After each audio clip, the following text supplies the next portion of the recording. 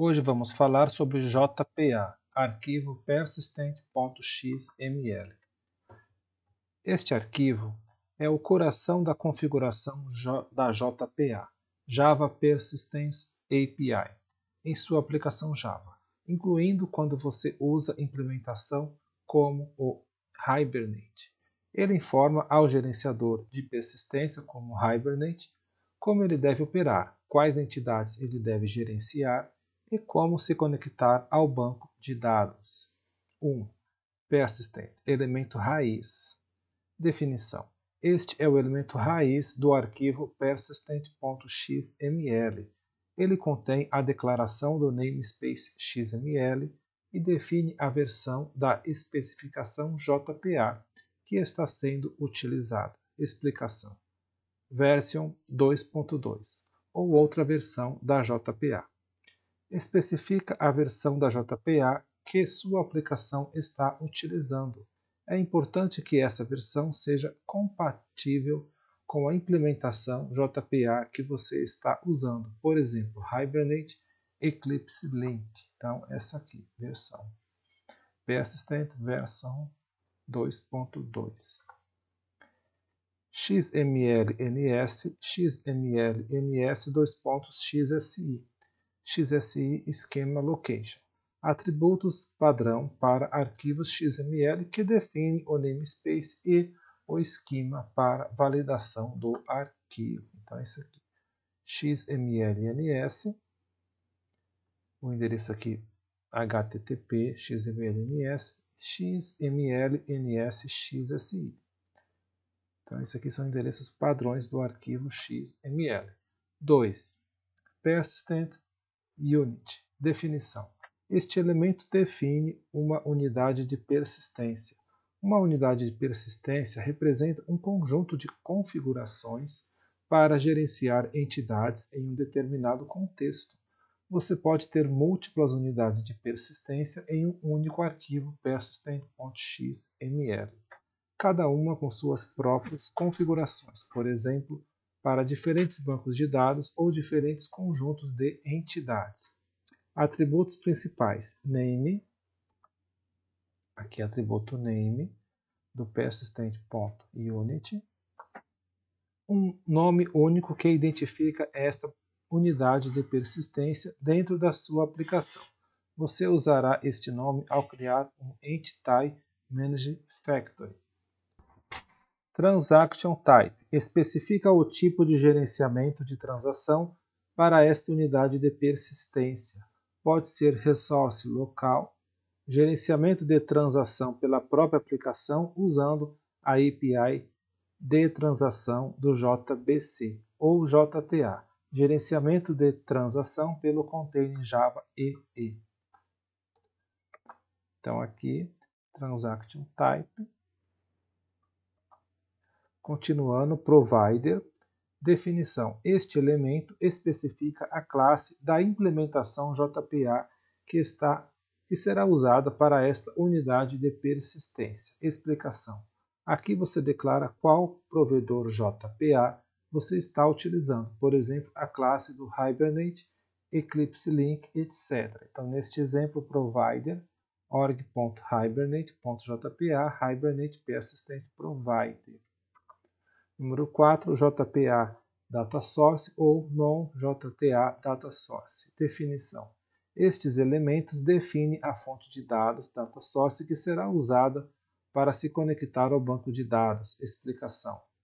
JTA Data Source, usado quando Transaction Type é JTA. Ele especifica o nome JNDI, Java Name and Direct Interface, da data source gerenciada pelo container. Então, essa linha aqui, JTA Data Source. Então, nesse caso aqui é o JBoss, Data Source, minha DS. E tem o não JTA Data Source, usado quando o Transaction Type é Resource Local. Ele também especifica o nome JNDI de um Data Source, mas neste caso o gerenciamento de transação é feito pela aplicação. 5. Mapping File e Jar File, opcionais. Definição. Estes elementos são usados para especificar arquivos de mapeamento XML.hbm.xml no caso do Hibernate, ou arquivos JAR, que contenham classes de entidade mapeadas. Explicação. Embora a abordagem mais comum hoje em dia seja usar anotações diretamente nas classes de entidade, você ainda pode usar arquivos XML para definir os mapeamentos. Então, exemplo do mapping file, aqui no caso o meta-info, mapeamento do produto XML, esse exemplo, e o jar file, meu projeto em entidades.jar. 6. Class, opcional mas comum.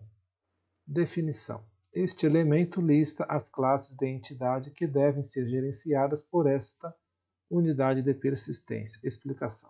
Você declara aqui todas as suas classes anotadas com @entity. O gerenciador de persistência irá então conhecer e gerenciar o ciclo de vida dessas entidades. Então, exemplo class com .exemplo.entidades.produto. Outro exemplo com .exemplo entidades cliente. 7. Exclude unlisted class, opcional. Definição. Um elemento booleano que indica se as classes de entidade são listadas explicitamente no elemento class. Devem ser ignoradas pelo gerenciador de persistência. Explicação. Se definido como true, o padrão é false, apenas as classes listadas em class serão consideradas entidades para esta unidade de persistência. 8. Properties, opcional mas crucial. Definição. Este elemento contém uma lista de propriedades específicas do provedor JPA. É aqui que você geralmente configura detalhes de conexão como o banco de dados, se não estiver usando um data source JNDI, além de outras configurações específicas do Hibernate ou de outro provedor JPA. Explicação. As propriedades dentro de properties são definidas usando elementos property com atributos name e value. As propriedades comuns para o Hibernate incluem. Agora, as propriedades do properties. Hibernate Dialect especifica o dialeto SQL do banco de dados que você está usando, por exemplo, org.hibernate dialect MySQL dialect, org hibernate dialect PostgreSQL dialect. Hibernate Connection Drive Class, a classe do Drive JBC. Hibernate Connection URL, a URL de conexão com o banco de dados. Hibernate Connection Username, o nome de usuário para acessar o banco de dados. Hibernate Connection Password, a senha para acessar o banco de dados. Hibernate HBM2DDL.auto, controla a geração automática de esquema do banco de dados. Create Update, Create Drop, Validate. Use com cautela em produção. Hibernate Show SQL imprime as consultas SQL geradas no console, útil para debugging, e Hibernate Format SQL formata o SQL impresso para melhorar legibilidade. Aqui um exemplo dessas properties para o MySQL. Então aqui eu tenho o driver, o valor do driver, eu tenho a conexão, o link de conexão localhost, tenho o username, root, a senha, e aqui também a geração do DDL auto está como update, se mostra SQL true e format SQL true. E é isso, pessoal.